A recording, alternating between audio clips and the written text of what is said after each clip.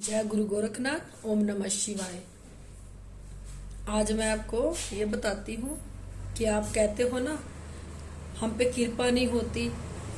अगर आपने परमात्मा की कृपा पानी है, गुरु की कृपा पानी है, तो ये काम जरूर करना।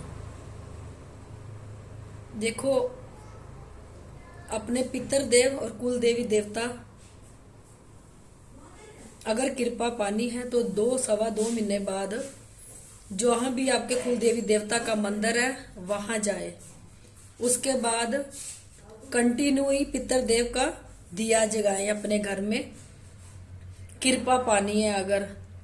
उसके बाद जिस गद्दी से आप जुड़े हुए हो, जिस गद्दी पे आप जाते हो, जहां से आपके काम बने, जहां से कृपा आती है, उस गद्दी पे जाना नहीं भूलना चाहिए। क्योंकि 2.25 महीने बाद उस गद्दी पे भी जाओ, अपनी हाजिरी लगाओ। क्योंकि उस गद्दी पे जो शक्ति बैठी होती है वो देखती है कि जिसका काम बना वो आ रहा है कि नहीं आ रहा। क्योंकि जैसे उदाहरण देती हूँ, जैसे एक बच्चे को हमने स्कूल में डाल दिया, जब वह स्कूल में नहीं जाएगा तो नेचुरल है कि उसका नाम कटेगा ही कटेगा। अगर हम जिस गद्दी से जुड़े हुए हैं, अगर 2-3 महीने बाद अगर हम उस गद्दी पे नहीं जाएंगे तो जो शक्ति उस गद्दी पे बैठी नेचुरल उसका नाम काटेगी ही काटेगी। फिर आप कहते हो जी हमारे ऊपर कोई कृपा नहीं होती।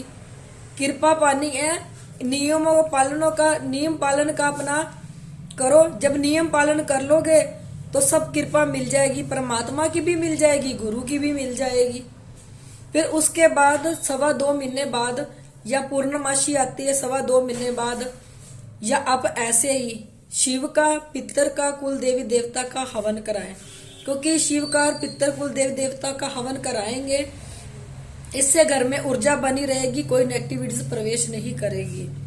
और दूसरा, जब आप अपने गुरु पे जाते हो, गद्दी से जुड़े हुए हो, क्योंकि कल युग में भोलेनाथ ने गद्दी को विशेष बताया है कि जो गद्दी से जुड़ेगा, असली अच्छी वाली गद्दी से, ये नहीं है कि आप कोई जिस गद्दी के बारे में पता नहीं, आप उसके साथ जुड़ गए और कोई काम नहीं बना आपका।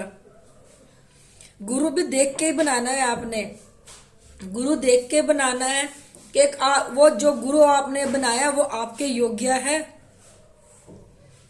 उसके बाद उस गद्दी से जुड़ना है। क्योंकि परमात्मा ने आपको आंखें दी हैं, कान दिए हैं, अपना दिमाग दिया है, अपना देख के करो, सुन के करो, सोच के करो। उस गद्दी के बारे में पहले जानो, इंक्वायरी करो, फिर जुड़ो उस गुरु के साथ, ताकि बाद में आपको कोई पछतावा ना हो। फिर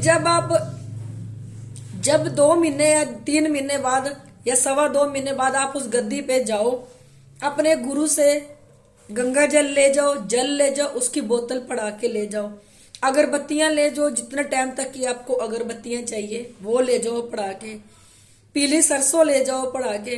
क्योंकि जिस अगरबत्ती को वो पढ़ के देंगे, क्योंकि उस गुरु का मंत्र सिद्ध होता है, जब वो मंत्र सिद्ध होता है, अगरबत्तियों को पढ़ेंगे, जल को पढ़ के देंगे, पीली सरसों को पढ़ के देंगे, तो आपके ऊपर अगर कोई नेगेटिविटीज भी छोड़ना चाहे तो वो टच नहीं हो पाएगी।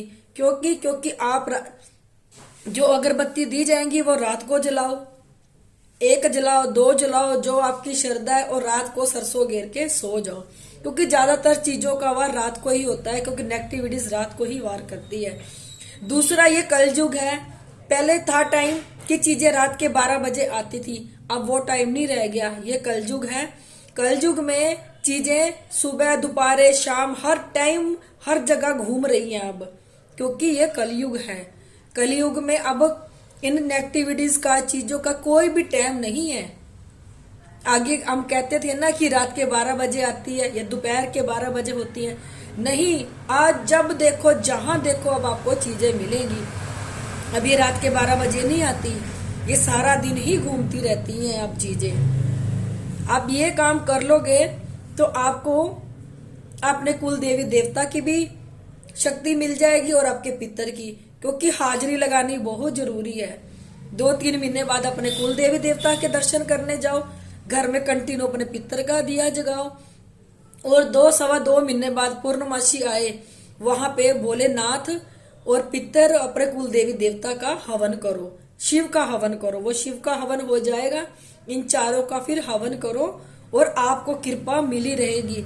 फिर कोई भी आपका बाल बांका नहीं कर पाएगा, चाहे जितनी मर्जी कोई नेगेटिविटीज आपके ऊपर छोड़े, आप मजबूत हो जाओगे। घर में अगरबत्ती जलाओ, सरसों गेरो और पड़ा हुआ जल गेरो, क्योंकि उस गुरु के पास जाओ जिसका मंत्र सिद्ध हो, जो गुरु बनाने के लायक हो, जो आपको लगे कि ये गुरु ठीक है, उस गद्दी से जुड़ो तो आपके काम बनते चले जाएंगे। क्योंकि इन नियमों का पालन करो तो सारे काम आपके हो जाएंगे।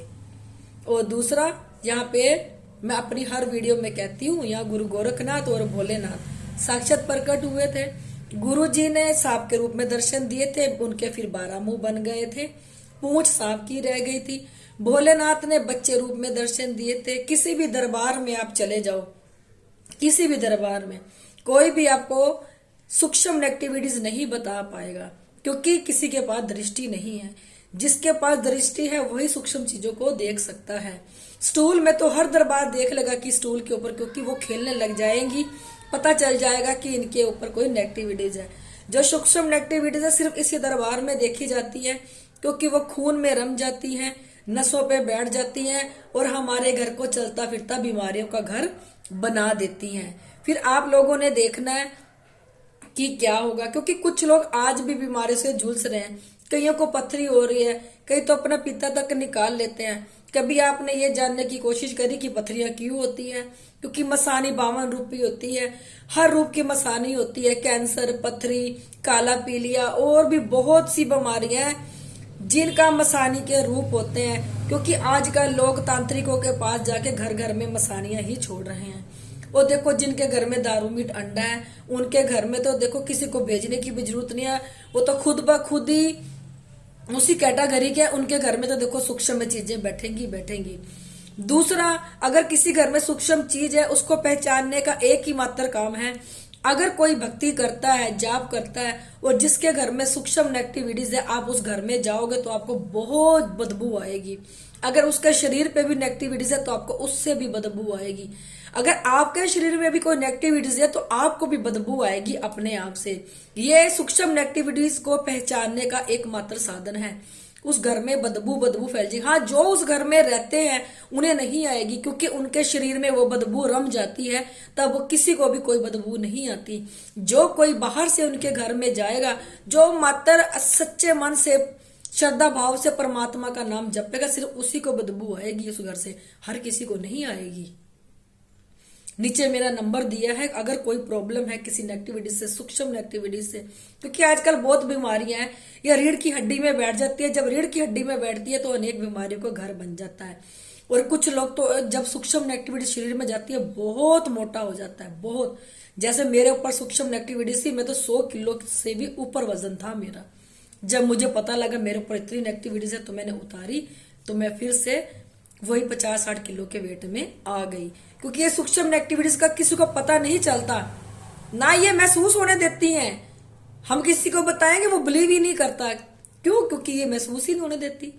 जब बीमारियां ऊपर चढ़ जाती हैं फिर समझ आती है कि अब भागो किसके पास भागना दिखाने के लिए, अब तो कोई इलाज हो ही नहीं पा रहा। इसलिए समझ लो ये कलयुग है। ओरा स्ट्रॉन्ग करो, जाप करो, जितना हो सके जाप करो, पाठ पूजा करो, गुरु बना के करो, गुरु मर्यादा में करो। गुरु आपने देख के बनाना है। आंखें दी हैं भगवान ने आपको, दिमाग दिए है भगवान ने आपको, ये सब कुछ आपने देख के बनाना है।